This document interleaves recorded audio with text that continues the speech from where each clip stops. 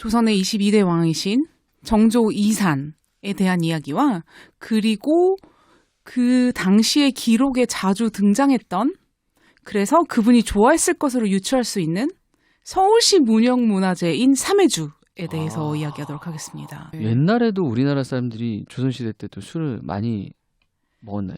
네. 조선시대도 이제 워낙에 애주 민족이었던 것 같아요. 그리고 항상 모든 경조사에 술이 있었고, 집집마다 술을 빚어 먹는 가양주 문화가 있던, 이제 아무래도 옛날에는 술이라는 것은, 특히 곡주는 잉여 농산물이 있어야지만 만들 수 있는 거잖아요. 네네. 당장 먹을 쌀이 없는데. 쌀밥, 뭐 네. 이런 거 이제 다 먹고 배불리 먹고 이제 남은. 그쵸, 쌀이 남아야지만 술을 빚을 수가 있으니까 특히나 이제 좀 이렇게 권세가 있거나 재정이 좀 여유로운 집안에서는 이제 술을 네네. 빚어서 마시고 이러는 이제 술 빚는 문화를 많이 가지고 있었던 이제 그런 집집마다. 쪽으로, 집집마다. 네. 그랬었죠. 네. 술을 네. 즐겨 드시고 임금님도. 뭐 그럴 수도 있겠지만요. 이제 정조가 유명하게 이제 알려진 애주가로 알려져 있는 반면 네. 그 전 왕이셨던 할아버지 영조께서는 네. 금주령을 되게 많이 내렸어요. 금주령요? 네, 술을 빚거나 뭐 심지어는 소비하는 자들에게도 벌을 내리는. 오? 네. 그러면은 박원희가 영주 시대 때 살았으면 거의 저분 강아지 산책할 때도 막 위스키 까서 드시고 하는데 네. 거의 곤장 100대. 실제로 이제 술을 금주령이 내린 시기에 곤장을 맞고 그다음에 뭐 참수형이 내렸다는 박원희 참수형. 이제 뭐 그런 기록도 있다고 하는데요. 이제 네. 아무래도 그 조선 시대 때 금주령이라는 것은 그러니까 쉽게 말해서 술 못 먹게 했다는 거죠. 다 그냥 그것보다는 공식적으로. 이제 빚지 못하게 만들고 팔지 못하게 했던 거죠. 네. 네. 지금 먹고 살 쌀도 없는데 특히나 흉년이 든 해에는 밥부터 먹어야지 술이 웬 말이냐라는 의미에서 금주령을 내린 기록들이 많다고 해요. 나름 어렵지 않은 시대로 우리가 알려져 있잖아요. 근데 영조 시대 때 이렇게 금주령을 내렸다는 거는 네. 그냥 진짜 상황이 어려워서 라기보다는 영조 특유의 어떤 특성이 있지 않았을까. 네, 맞습니다. 그러니까 본인 캐릭터가 약간 좀 공부하는 거 좋아하고, 그죠? 네. 그랬던 것 같아요. 또 다른 가설이기는 한데 네. 그때가 이제 뭐 기후적으로도 영종조 시대가 우리가 쌀이 좀 풍부하게 나는 좀 유난히 좀 따뜻한 그런 기후학적으로도 네네. 쌀이 많이 났던 그런 시기라고 하잖아요. 네. 그래서 이제 풍요하게 농산물이 좀 더 많다 보니까 술을 사람들이 더 만들지 않았을까. 하는 이제 뭐 그런 생각도 들기도 하고 그리고 그때쯤 돼서 이제 아무래도 경제적으로도 좀 발전이 되다 보니까 술을 더 조직적으로 아니면 네. 조금 더 체계적으로 빚는 도가들이 생겨나기 시작한 거예요. 그러니까 그걸 이제 틀어막은. 그거를 이제 네 그걸 어느 정도 통제할 필요가 있지 않았을까. 영조는 술을 별로 안 좋아했나 봐요. 뭐 아무래도 그렇게 유출을 하는데 그래서 술 좋아하면 어떻게 금주령을 내릴 수 있겠습니까? 말도 안 되죠. 네, 근데 일단 박원희 참수 그 시대에 살았어요. 근데 그래도 사실은 좋아했는데도 이제 국가를 위해서 한 선택이었다라는 말씀을 하시는 분들도 있더라고요. 예. 주로 이제 술의 실록에서 금주령하고 이제 왕이 술에 대한 선택에 대한 기록들이 이제 몇 개가 나오는데 우선 예를 들면 태종 이방원 같은 경우는 그때도 이제 금주령을 흉년이 있었을 때 내리곤 하셨었어요. 근데 과거 시험에 합격한 자들에게는 3일간 금주령을 면해주라. 뭐 이런 이런 기록이 태종실록에 있고요. 뭐 이제 어쩔 수 없는 거죠. 또 술을 워낙에 좋아하는 민족이고 그 술이 필요하다는 것을 본인도 이해하고 계시니까. 그래서 또 아이고 시험 합격 못하면 술도 못 먹는.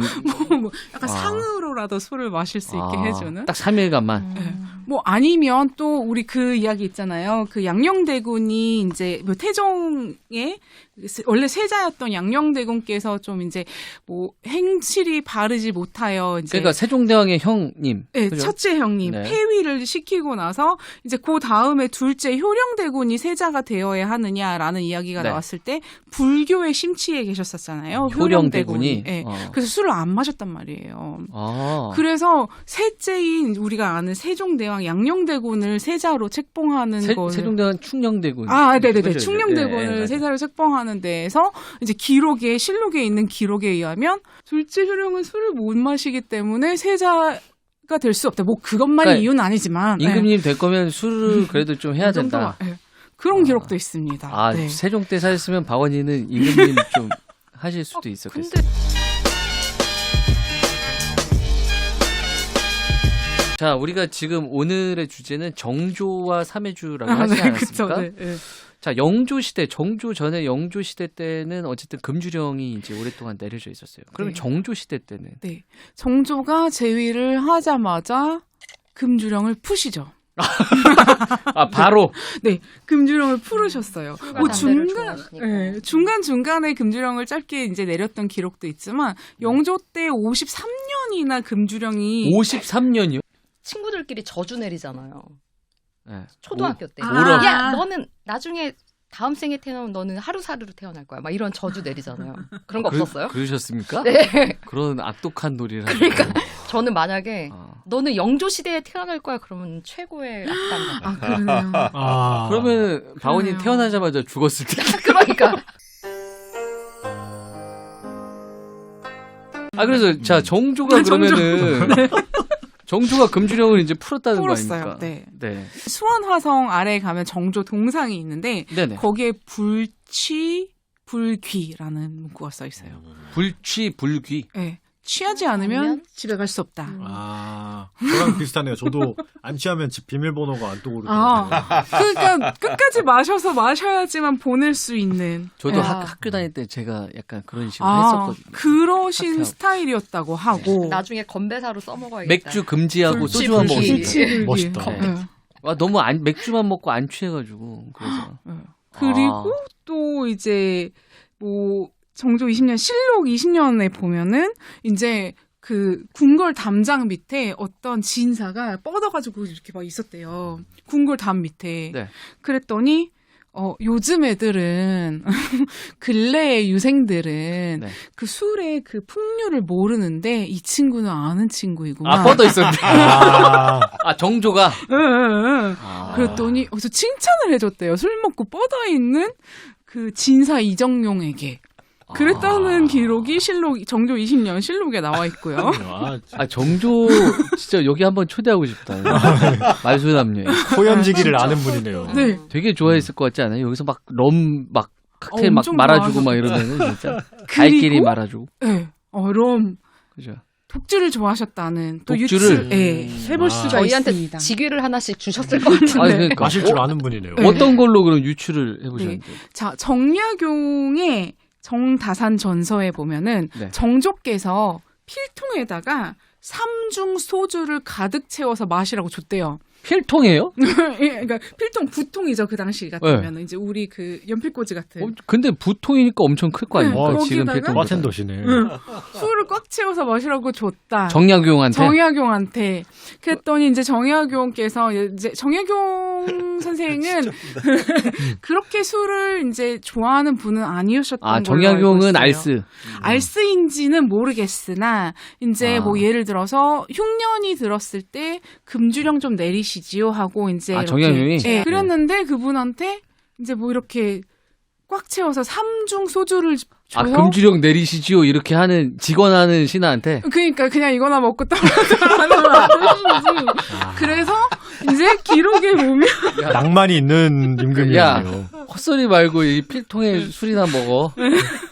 그래서 원샷해 원샷. 야, 마셔. 그렇죠. 왕이 주는 거 안 먹을 수도 없고. 그러니까요.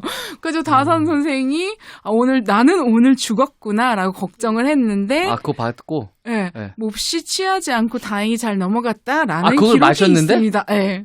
그러니까 아. 술이 알스는 아니었던 것 술이 같기도 하고. 약하진 않았나 보네. 자신도 네. 몰랐던 자기의 모습을 새롭게 발견한 날이었네요. 그렇죠. 포텐셜을 찾은 날이군요. 그러니까 네. 정약용 막 지금 같으면 막 소주 10병씩 까고 막 이런 정도. 그랬는데 이제 모르고서는 근데 이제 거기서 네. 삼중 소주를 이제 필통에 담았다는 그 기록에서 유추해 보건데 삼중 소주. 삼중 소주 그러니까 3번 증류한 소주. 아, 삼증 소주예요. 삼중인데 이제 아, 그 중이요? 예, 예. 아, 난 그래서 삼종인 줄 이제 알았는데. 정말 그렇구나. 독주를 담아준 꽉 담아준 것도. 예. 네네. 그래서 이제 증류주를 좋아하셨다, 독주를 좋아하셨다라는 것을 이제 네. 유추를 해보게 됩니다. 이렇게 애주가인 정조가 특별히 좋아하는 술이 있었을 거예요. 이것도 뭐 실록에 이렇게 기록이 돼 있나요? 네, 또 재밌는 실록의 기록이 하나가 있습니다. 정조실록 18년에 보면, 네. 신하들이 이제 흉년이 났으니 올해는 금주령을 내리면 어떠시겠습니까? 라는 제안을 하세요. 상소를 올렸더니 정조가 올해 이제 3회주가 이거 가는데 이거 버릴 순 없지 않겠느냐. 아, 지금 금주령을 내려달라는 신하들 앞에서? 네. 금주령을 내리면 이거 다 익었는데, 이거 다 버려야 되는 거 아니냐? 그러니 버릴 수는 없지 않겠느냐라고 했다는 기록이 또 정조실록 18년에 있습니다.